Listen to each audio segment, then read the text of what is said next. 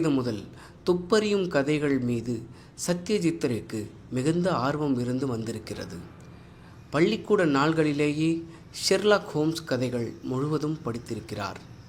ஒரு வகையில் இந்த ஆர்வம்தான் வங்காள இலக்கியத்தின் ஷெர்லாக் ஹோம்ஸ் என்று அழைக்கப்பட்ட ஃபெலுடா கதாபாத்திரம் உருவாவதற்கு காரணமாக இருந்தது.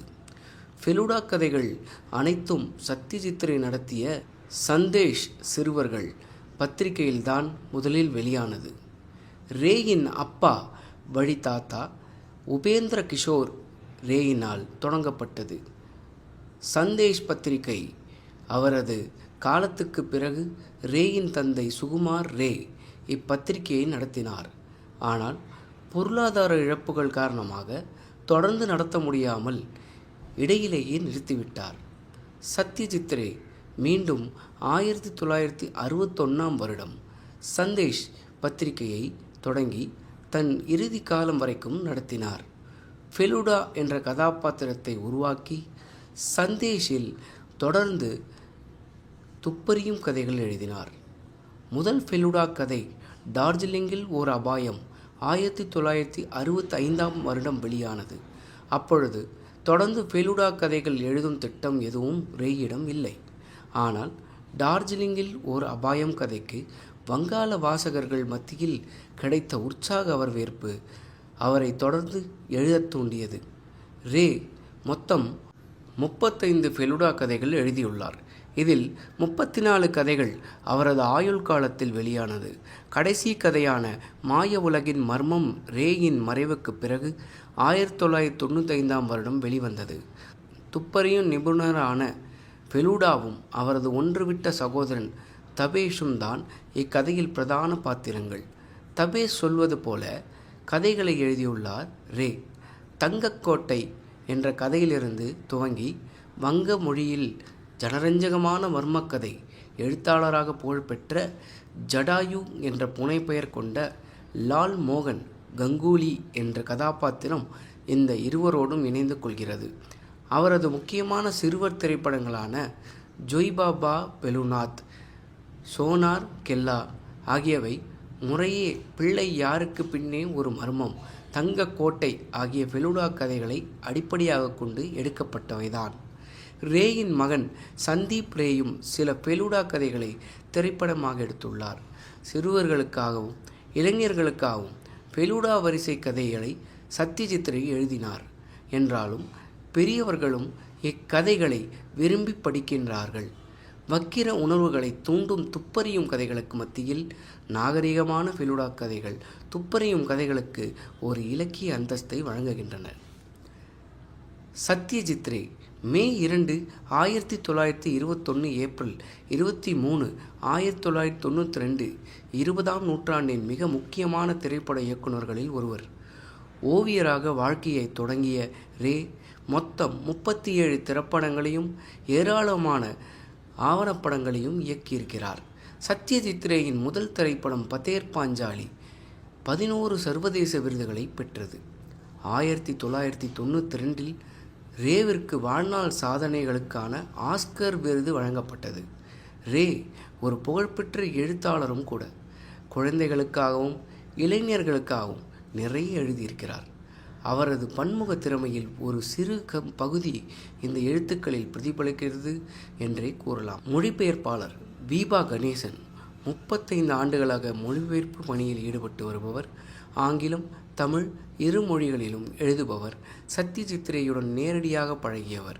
சென்னையில் இருந்த மேற்கு வங்க தகவல் நிலையத்தில் உதவி இயக்குநராக இருந்து விருப்ப ஓய்வு பெற்று தற்போது ஹிந்து நாளிதழில் இணையதள பிரிவில் மூத்த உதவி ஆசிரியராக பணிபுரியும் கணேசன் வங்காள மொழி நன்கு அறிந்தவர்.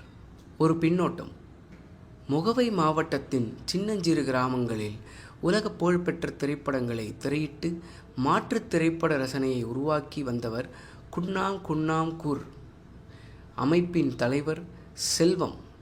சிறுவர்களுக்கென புத்தக வெளியீட்டு என்ற அவரது தாக்கத்தின் ஒரு பகுதியாக சத்யஜித் ரேயின் ஜெய்பாபா பெலுநாத் என்ற திரைப்படத்தின் மூல கதையை தமிழில் கொண்டு வர விரும்பி என்னை அணுகிறார். சத்யஜித் ரே குடும்பத்துடன் எனக்கு ஏற்கனவே அறிமுகம் இருந்ததால் தமிழ் மொழிபெயர்ப்புக்கான அனுமதி எளிதாகவே கிடைத்தது. பணி முடிந்த நேரத்திலோ அதை நாள் வடிவில் கொண்டு வரும் நிதியில்லா நிலைமை செல்வம் சந்திக்க நேர்ந்தது. கிழக்கு பதிப்பகத்தின் பத்ரி சேஷாத்திரியை அணுகிய போது ஃபெலுடா வரிசை கதைகளில் நடுவில் ஒன்றை மட்டும் வெளியிடுவதை விட அனைத்துகளையும் கால வரிசையின் அடிப்படையில் சத்யஜித் ரேயின் ஆளுமையை தமிழ் வாசகர்களிடம் கொண்டு செல்வது பொருத்தமாக இருக்கும் என்று ஆலோசனை கூறினார். அதன்படியே ஃபெலுடா வரிசை கதைகள் அனைத்தையும் தமிழில் மொழிபெயர்க்கும் உரிமையை சத்யஜித் ரே குடும்பத்தாரிடம் பெற்று முதல் 19 நூல்களை மொழிபெயர்த்து கிழக்கு பதிப்பகத்திடம் வழங்கினேன். அதில் முதல் 9 நூல்கள் மட்டுமே அவர்களால் வெளியிட முடிந்தது. 4 ஆண்டுகால மௌனத்துக்கு பிறகு பாரதி புத்தகாலய நிர்வாகி அவரது சிறுவர் வெளியீட்டு பிரிவில் மீண்டும் முழுமையாக கொண்டு வரலாம் என ஆலோசனை வழங்கினார். அதன்படி இப்போது முதல் 20 நூல்களை உங்கள் கையில். சத்யஜித் ரேயின் பன்முக ஆளுமையை தமிழுக்கு அறிமுகம் செய்ய விரும்பும்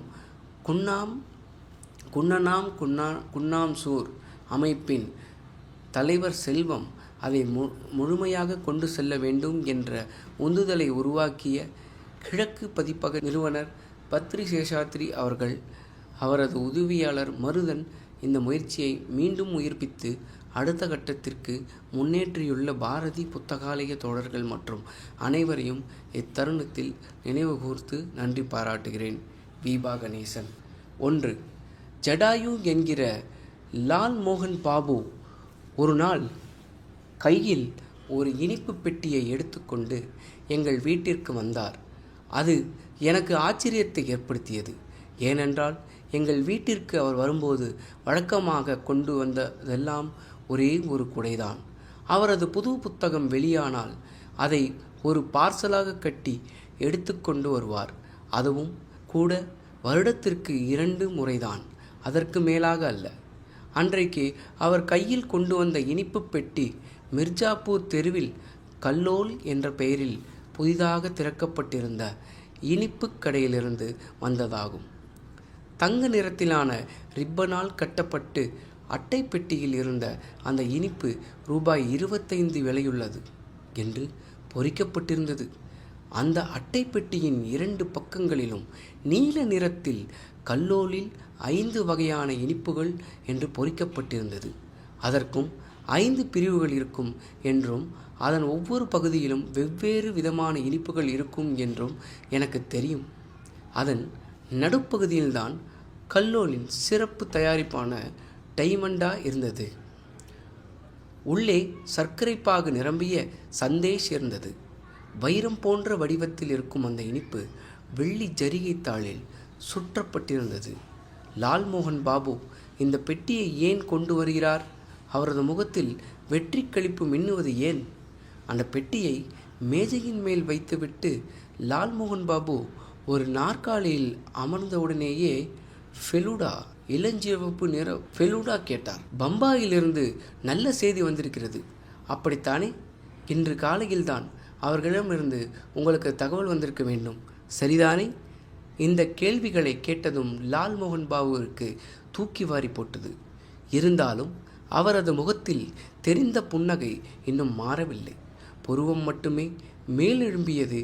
எப்படி யூகித்தார்கள்? ஹஹஹா! 1 மணி நேரத்திற்கு முன்புதான் 9 மணி சங்கு ஊதியது. இருந்தாலும் உங்கள் கடிகாரம் இன்னமும் 3:15 காட்டுகிறது. அப்படி என்றால் இது இன்று எடுத்து அணிந்து கொண்ட போதுதான் அதை ஏறெடுத்து கூட பார்க்காத அளவிற்கு உற்சாகமாக இருந்திருக்கிறீர்கள். அதற்கு சாவி கொடுக்க மறந்து விட்டீர்களா? அல்லது ஸ்ப்ரிங் உடைந்து விட்டுவதா? லால்மோகன் பாபு அவரது வாட்சை பற்றி எதுவும் பேசவில்லை.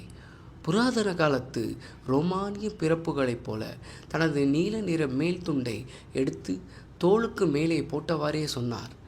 நான் 25 கேட்டேன். இன்று காலை தந்தி ஒன்றை எடுத்துக்கொண்டு வந்து எனது வேலைக்காரன் என்னை எழுப்பினான். இதோ பாருங்கள். இளஞ்சிவப்பு நிற தந்தி ஒன்றை தனது பாக்கெட்டிலிருந்து எடுத்து அதை படித்தார் அவர். தயாரிப்பாளர் கொள்ளையருக்காக 10 தர தயாராக இருக்கிறார். ஒப்புதலை தந்தி மூலம் தெரிவிக்க வேண்டுகிறேன்.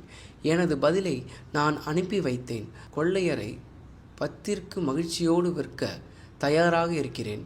எனது வாழ்த்துக்களை ஏற்றுக்கொள். எப்போதுமே எதற்குமே அசையாத ஃபெலுடாவும் கூட விழிகளை விரியத் திறந்து கேட்டார். 10,000-ஆ? உங்களது கதை 10,000 ரூபாய்க்கா விற்றீர்கள்? லால்மோகன் பாபு மென்மையான புன்னகை ஒன்றை தவழவிட்டார். இன்னும் எனக்கு பணம் கிடைக்கவில்லை. நான் பம்பாய்க்கு போகும்போதுதான் அந்த பணம் எனக்கு கிடைக்கும். இன்னமும் வியப்பிலாழ்ந்திருந்த ஃபெலுடா மீண்டும் கேட்டார். நீங்கள் பம்பாய் போகப் போகிறீர்களா?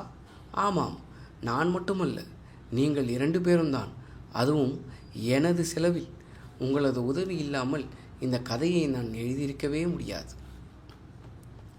அவர் சொன்னது முற்றிலும் உண்மைதான். இதை கொஞ்சம் விளக்குவதுதான் சரியாக இருக்கும். அவரது கதைகளில் ஒன்றை வைத்தாவது ஒரு சினிமா எடுக்கப்பட வேண்டும் என்பதுதான் ஜடாயுவின் நீண்ட நாள் கனவாகும். இயற்கையாகவே ஒரு இந்தி படம் எடுக்கப்பட வேண்டும் என்பதில்தான் அவர் ஆர்வமாக இருந்தார். ஏனென்றால் அதுதான் அதிகமான பணத்தை பெற்றுத்தரும் என்பதுதான் அதற்கு காரணம். எனவேதான் இந்தி படம் ஒன்றை எடுப்பதற்கு பொருத்தமான வகையில் இருக்கும் என்ற நினைப்புடன் அவர் ஒரு கதை எழுதத் துவங்கினார். பம்பாய் திரைப்பட உலகில் வேலை செய்து வரும் புலாக் கோஷால் என்பவரை அவருக்கு நன்றாக தெரியும். ஒரு காலத்தில் கோர்பாரில் இருந்தபோது அவர் லால்மோகன் பாபுவின் அண்டை வீட்டில் வசித்து வந்தவர். கல்கத்தாவில் டாலிகஞ்சில் உதவி டைரக்டராக பணியாற்றி வந்த அவர் திடீரென்று ஒரு நாள் பம்பாய் போவதென்று முடிவெடுத்தார். அவர் இப்போது வெற்றிகரமான ஒரு டைரக்டர். ஏற்கனவே அவரது படங்கள் பலவும் வெற்றி விழாக்களை கண்டதோடு நல்ல வசூலையும் பெற்று தந்துள்ளன. லால்மோகன் பாபுவின் கதை 3வது அத்தியாயத்திலேயே தட்டுத்தடுமாறி நின்றுவிட்டது. இதற்கு மேலும் நகர முடியவில்லை என்பதை அவர் உணரத் துவங்கியதுடன் ஃபெலுடாவிடம் ஆலோசனை கேட்டு வந்தார். அவர் முற்றுப்பெறாத அந்த கதையை உடனடியாக நோட்டம் விட்ட ஃபெலுடா சொன்னார், துவக்கத்திலேயே இது தடங்கள் ஏற்பட்டு நின்றது. ஒரு விதத்தில் நல்லதுதான். நீங்கள் தட்டுத்தடுமாறி சென்று அதை முடித்திருந்தால் உங்கள் நேரம் முழுமையாக வீணாக இருக்கும். பம்பாய் திரைப்பட உலகம் இதை நிச்சயம் ஒதுக்கி இருந்திருப்பார்கள். லால்மோகன் பாபு தலையை சொரிந்து கொண்டே சொன்னார். அப்படியானால் அவர்கள் ஏற்றுக்கொள்ளும் வகையில் நான் என்ன எழுத வேண்டும்? முதலில் இப்போது ஓடுகின்ற ஒரு சில படங்களை பார்த்துவிட்டு அதை ஆதாரமாக கொண்டு என் கதை எழுதலாம் என்று நினைத்தேன். நான் போன இடத்திலெல்லாம் டிக்கெட்டிற்காக நீண்ட வரிசை நிற்கிறது. ஒரு நாள் வரிசையில் நின்று கொண்டிருந்த போது என் பர்ஸை பிட்பாக்கெட் அடித்து விட்டார்கள். அந்த நாள் டிக்கெட் கொடுக்கும் கவுண்டரை 1 மணி நேரம் வரிசையில் நின்று அடைந்து விட்டேன். அப்புறம்தான் சொல்கிறார்கள் அரங்கம் நிறைந்து விட்டது, டிக்கெட் இல்லை என்று. கள்ளச்சந்தையில் டிக்கெட் விற்பனையும் பார்த்தேன். ஒரு டிக்கெட் 12 ரூபாய். ஒரு டிக்கெட் வாங்கியிருப்பேன். அப்புறம் யோசித்து பார்த்தேன். அவ்வளவு பணம் கொடுத்து விட்டு பிறகு படத்தை பார்த்து விட்டு தலைவலி வந்தால் என்ன செய்வது? வெளியே வரும்போது மாத்திரை வாங்கித்தான் போட்டுக்கொள்ள வேண்டும். எனவே நான் நேராக வீட்டிற்கு போய்விட்டேன். கவலைப்படாதீர்கள், நான் உங்களுக்கு ஒரு கதை வடிவம் தருகிறேன். ஃபெலுடா அவருக்கு நம்பிக்கை ஊட்டினான். இப்போதெல்லாம் இரட்டை வேடம்தான் மிக பிரபலமாக இருக்கிறது இல்லையா? இரட்டை வேடம் என்றால் என்னவென்று கூட லால்மோகன் பாபுவிற்கு தெரியாது என்பது அப்புறம்தான் தெரிந்தது. சில நேரங்களில் ஒரு படத்தில் ஒரே மாதிரியான தோற்றம் கொண்ட 2 கதாநாயகர்கள் இருப்பார்கள். அதாவது இரட்டை பிரிவுகள் என்றா சொல்கிறீர்கள்? ஆமாம், அவர்கள் இரட்டை பிரிவுகளாக இருக்கலாம் அல்லது ஒரே மாதிரியாக இருக்கும். ஆனால் ஒருவருக்கொருவர் குழுவில்லாத 2 பேராகவும் இருக்கலாம். பார்ப்பதற்கு அவர்கள் ஒரே மாதிரியாக இருக்கலாம். ஆனால் அவர்களில் ஒருவன் நல்லவன், மற்றொருவன் கெட்டவன். அல்லது ஒருவர் துணிவோடும் வலுவோவும் இருக்கலாம், மற்றொருவர் கோழையாகவும் சாந்தமாகவும் இருக்கலாம். பொதுவாக படங்களில் இப்படித்தான் நீங்கள் பார்க்கலாம். நீங்கள் இதை கொஞ்சம் வித்தியாசமாக செய்யலாம். ஒரு ஜோடி இரட்டையர்கள் என்பதற்கு பதிலாக 2 ஜோடி இரட்டையர்கள் கதையில் கொண்டு வரலாம். 1ஆம் நம்பர் ஹீரோவும் 1ஆம் நம்பர் வில்லனும் ஒரு ஜோடி, 2ஆம் நம்பர் ஹீரோவும் 2ஆம் நம்பர் வில்லனும் ஒரு ஜோடி. பார்வையாளருக்கு இந்த 2வது ஜோடியை பற்றி முதலில் சொல்ல வேண்டியதில்லை. அதை இரகசியமாக வைத்து கொள்ளலாம். பிறகு இதற்குள் லால்மோகன் பாபு குறுக்கிவிட்டார். அது கொஞ்சம் குழப்பத்தை மேலும் ஏற்படுத்தி விடாதா? ஃபெலுடா தலையை ஆட்டினாள். 3 மணி நேரத்திற்கு வரும் வகையில் உங்களிடம் போதுமான விஷயம் இருக்க வேண்டும். அதிகமாக வன்முறையை காண்பிப்பதும் இப்போது நாகரிகத்தனமாக இல்லை. அதுபோக இது பற்றி புதிய விதிமுறைகளையும் வந்துவிட்டன. எனவே நீங்கள் உங்களது கதையை முற்றிலும் வித்தியாசமான வகையில் சொல்ல வேண்டும். மர்மத்தை ஏற்படுத்தும் வலையை பின்னுவதற்கு 1.5 மணி நேரமும் அந்த சிக்கலை அவிழ்ப்பதற்கு இன்னும் ஒரு 1.5 மணி நேரமும் உங்களுக்கு தேவைப்படும். அப்படியென்றால் இந்த இரட்டை வேடம் எல்லாம் உன் கதைக்கு தேவைப்படுகிறது என்று தானே சொல்கிறீர்கள்? இல்லை, இன்னும் இருக்கிறது, குறித்து கொள்ளுங்கள். லால்மோகன் பாபு ஒரு சிவப்பு நிற குறிப்பேட்டை வெளியே எடுத்தார். பாக்கெட்டில் இருந்த தங்க நிற பென்சில் ஒன்றையும் வெளியே எடுத்தார். ஃபெலுடா மேலும் தொடர்ந்தார். கடத்தல், உங்கள் கதையில் கடத்தல் தேவைப்படும். அது தங்கமோ வைரமோ கஞ்சாவோ சரஸோ எதுவாக இருந்தாலும் சரி. அப்புறம் குறைந்தது 5 பாட்டுகளாவது இருக்க வேண்டும். அதில் ஒன்று கடவுளை பற்றியதாக இருக்க வேண்டும். அது மிகவும் பயனுள்ளதாக இருக்கும்.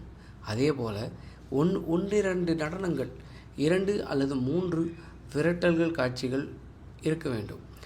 இதில் ஒரு காட்சியிலாவது விலையுயர்ந்த கார் ஒன்று மலை உச்சியிலிருந்து உருண்டு விழுவதாக இருக்க வேண்டும். அதே போல நெருப்பு காட்சி. ஹீரோவுக்கு ஒரு நண்பி, அவள்தான் கதாநாயகி. வில்லனும் ஒரு நண்பி இருக்க வேண்டும். அவளை மயக்கும் நாயகி என்பார்கள். வேறென்ன வேண்டியிருக்கும்? ஒரு போலீஸ் ஆஃபீஸர். ஆமாம், கடமை தவறாத ஒரு போலீஸ் ஆஃபீஸர். ஹீரோவிற்கு பழங்காலத்தை காட்டும் பின்னோக்கிய காட்சிகள், ஃப்ளாஷ்பேக். அதே போல சற்றே ஓய்வெடுக்க வேடிக்கை காட்சிகளில் உடனடியாக மாற்றங்கள். அதே போலத்தான் வேகமான நிகழ்ச்சிகள். இப்படி இருந்தால்தான் உங்கள் கதை சோர்வு தராது. அதேபோல முக்கியமான கதாபாத்திரங்கள் அனைத்தையும் ஏதோ ஒரு காட்சியில் பக்கம் அல்லது மலைப்பகுதிக்கு அழைத்து செல்ல வேண்டும். ஏனென்றால் சினிமா நட்சத்திரங்களை ஸ்டூடியோக்குள்ளேயே அடைத்து வைப்பது நன்றாக இருக்காது. எல்லாவற்றையும் எழுதி கொடுத்து விட்டீர்களா? லால்மோகன் பாபு இன்னமும் வேகமாக எழுதி கொண்டிருந்தார். ஒரு நொடி கூட தாமதிக்காமல் அவர் தலையை ஆட்டினார். இறுதியாக, ஆனால் அது ஒன்றும் சாதாரண விஷயமல்ல. இன்னும் சொல்லப்போனால் இதுதான் மிகவும் முக்கியமானது. மகிழ்ச்சியை தரக்கூடிய ஒரு முடிவு இருக்க வேண்டும். இருந்தாலும் இந்த மகிழ்ச்சிகரமான முடிவிற்கு முன்பாக கண்ணீரை வரவழைக்கின்ற துயரகமான சம்பவங்கள் எதையும் உங்களால் ஏற்படுத்த முடிந்தால் அது மிக நன்றாகவே வேலை செய்யும். அன்றைக்கு கைவலியுடன் லால்மோகன் பாபு வீட்டிற்கு திரும்பச் சென்றார். அடுத்த 2 மாதங்களில் அந்த கதையை முழுவதுமாக அவரது போராட்டத்தின் விளைவாக 2 விரல்கள் இரத்தம் கட்டிவிட்டது என்றே கூறிவிடலாம். நல்ல வேளையாக இந்த நேரத்தில் ஃபெலுடா கல்கத்தாவை விட்டு வெளியே எங்கும் சென்று விடவில்லை. கேதார் சர்க்காரின் சந்தேகத்திற்கிடமான படுகொலையை கண்டுபிடிக்க அவரது உதவியை கோரினார்கள். இருந்தாலும் அது பற்றி விசாரிப்பதற்காக அவர் பரக்பூரை தாண்டி பயணம் செய்ய வேண்டிய அவசியம் ஏற்படவில்லை. எனவே வாரத்திற்கு 2 முறையாவது ஃபெலுடாவின் கலந்து ஆலோசிப்பதற்காக லால்மோகன் பாபு வந்து போக முடிந்தது. துர்கா பூஜைக்கு 1 வாரத்திற்கு முன்பாக அவரது பம்பாய் கொள்ளையர்கள் நாவல் வெளிவந்தது. ஒரு இந்தி திரைப்படத்திற்கான அனைத்து அம்சங்களும் அந்த கதையில் அடங்கியிருந்தன என்றாலும் ஒரு நியாயமான அளவிற்கு தான் அதை இருந்தன என்றே சொல்லலாம். அந்த கதையிலிருந்து திரைப்படம் தயாரிக்கப்பட்டால் ஒன்று மட்டும் நிச்சயம். படத்தை பார்த்துவிட்டு வந்த பிறகு யாருக்கும் தலைவலி மாத்திரையை தேட வேண்டியது அவசியம் இருக்காது. இந்த கதை புத்தகமாக வெளிவருவதற்கு முன்பாகவே லால்மோகன் பாபு அதன் ஒரு கையெழுத்து பிரதியை புலாக் கோஷலுக்கு அனுப்பி வைத்தார். 10 நாட்களுக்கு முன்னால் கோஷால் பதில் எழுதியிருந்தார். அந்த கதையை அவருக்கு ரொம்ப பிடித்திருப்பதாகவும் எவ்வளவு விரைவாக முடியுமோ அவ்வளவு விரைவில் அதை திரைப்படமாக்குவதற்காக வேலையை துவங்க விரும்புவதாகவும் அவர் எழுதியிருந்தார். அந்த திரைப்படத்திற்கான திரைக்கதையை தானே எழுதுவதாகவும் ஹிந்தி உரையாடலை திரிபுவன் குப்தே எழுதுவார் என்றும் அவர் கூறியிருந்தார். குப்தே எழுதுவதும் ஒவ்வொரு வசனமும் கத்தி போல கூர்மையான பார்வையாளர்களின் இதயத்தில் நேராக சென்று தைக்கும் விதத்தில் இருக்கும். அந்த கடிதத்திற்கு பதில் எழுதும்போது ஃபெலுடாவிடம் ஒரு வார்த்தை கூட சொல்லாமல் தனது கதைக்கு ரூபாய் 25,000 தர வேண்டும் என்று லால்மோகன் பாபு கேட்டிருந்தார். இப்போது அவர் எங்களிடம் காண்பித்த தந்தி அவரது கடிதத்திற்கு வந்த பதில்தான்.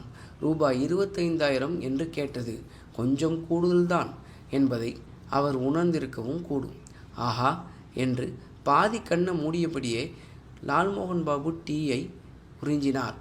மூலக்கதையில் எந்த மாற்றத்தையும் அவர் செய்யவில்லை என்று புலாக் என்னிடம் சொன்னார். நான் மன்னிக்க வேண்டும். நாம் எழுதிய கதைதான் பெரும்பாலான விஷயங்கள். ஃபெலுடா ஒரு கையை உயர்த்தி அவரை நிறுத்தினார். நாம் என்று சொல்லாமலிருந்தால் எனக்கு மகிழ்ச்சியாக இருக்கும். நீங்கள்தான் அந்த கதையை எழுதினீர்கள். இருந்தாலும் ஆனா ஊனா எல்லாம் இல்லை. ஷேக்ஸ்பியர் கூட மற்றவர்களிடம்தான் கருத்துக்கள் எடுத்து கொண்டிருக்கிறார். இருந்தாலும் நமது ஹேம்லெட் என்று அவர் சொன்னதாக யாராவது கூற முடியுமா? எப்போதும் இல்லை. தேவையான ஒரு சில பொருட்களை பற்றி நான் உங்களுக்கு கூறினேன். ஆனால் இதை தயாரித்த சமையல்காரர் நீங்கள்தான். உங்களைப் போல எனக்கு சமைக்க வராது.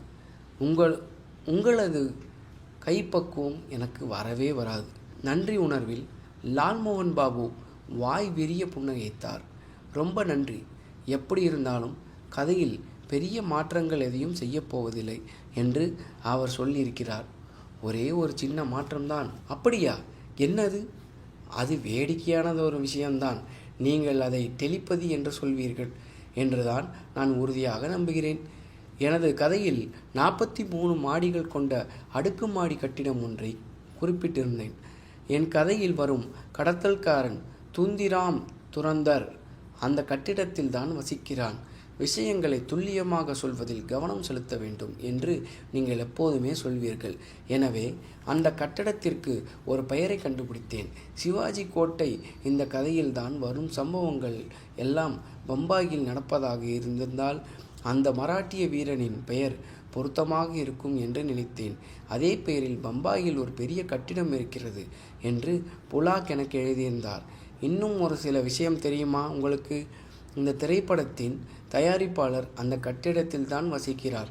இதை டெலிபதி என்று சொல்லாமல் வேறென்ன சொல்வது? குங்ஃபு என்ன ஆயிற்று? கதையில் அதை வைத்திருக்கிறீர்களா இல்லையா என்று கேட்டார் ஃபெலுடா. நாங்கள் மூவரும் என்டர் த டிராகன் திரைப்படத்தை பார்க்க சென்றிருந்தோம். அதை பார்த்தவுடன் தனது கதையில் குங்ஃபு கட்டாயமாக இருக்க வேண்டும் என்று முடிவு செய்தார். ஃபெலுடாவின் கேள்விக்கும் அவர் பதிலளித்தார். நிச்சயமாக. குறிப்பாக அதை பற்றி நான் அவர்களிடம் கேட்டேன். சென்னையிலிருந்து ஒரு சண்டை வீரரை குங்ஃபு காட்சிகளை ஏற்பாடு செய்வதற்காகவே வரவழைக்கப் போகிறார்கள். அவர் ஹாங்காங்கில் பயிற்சிகள் பெற்றவரும் கூட. படப்பிடிப்பு எப்போது துவங்குகிறது? எனக்கு தெரியாது.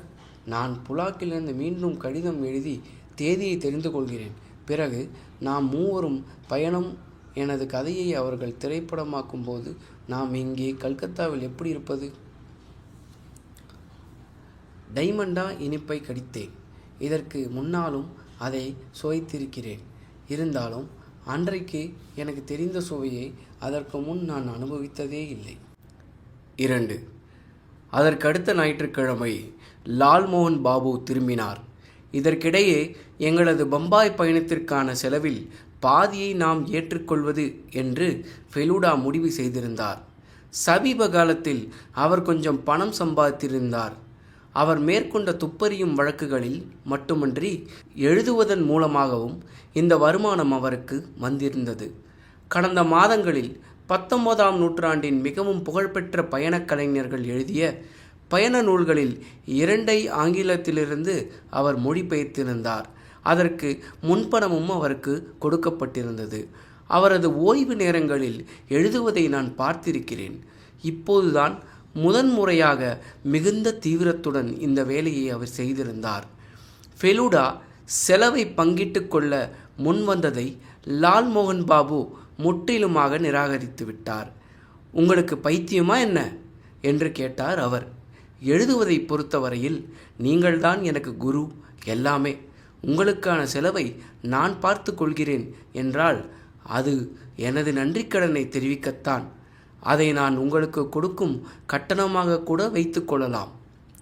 இவ்வாறு சொல்லிக்கொண்டே அவரது பாக்கெட்டிலிருந்து 2 விமான டிக்கெட்டுகளை எடுத்து டேபிள் மீது வைத்தார். செவ்வாய்க்கிழமை காலை 10:45க்கு விமானம் புறப்படுகிறது. 1 மணி நேரத்திற்கு முன்னால் நீங்கள் அங்கே இருக்க வேண்டும். நான் உங்களை விமான நிலையத்தில் சந்திக்கிறேன். படப்பிடிப்பு எப்போது துவங்குகிறது? வியாழக்கிழமை. இறுதி காட்சியிலிருந்து அவர் துவங்குகிறார்கள். அதுதான் குதிரை, கார், ட்ரெயின் ஆகியவை அடங்கிய காட்சிதான். உங்களுக்கு நினைவிருக்குமே. லால்மோகன் பாபு இன்னொரு தகவலையும் எங்களிடம் சொன்னார். ஃபெலு பாபு, நேற்று மாலை ஆர்வத்தை தூண்ட கூடிய ஒன்று நடந்தது. கல்கத்தாவில் இருக்கும் ஒரு திரைப்பட தயாரிப்பாளர் என் வீட்டிற்கு வந்திருந்தார். தர்மதலாவில் அவரது ஆபீஸ் இருப்பதாக தெரிவித்தார்.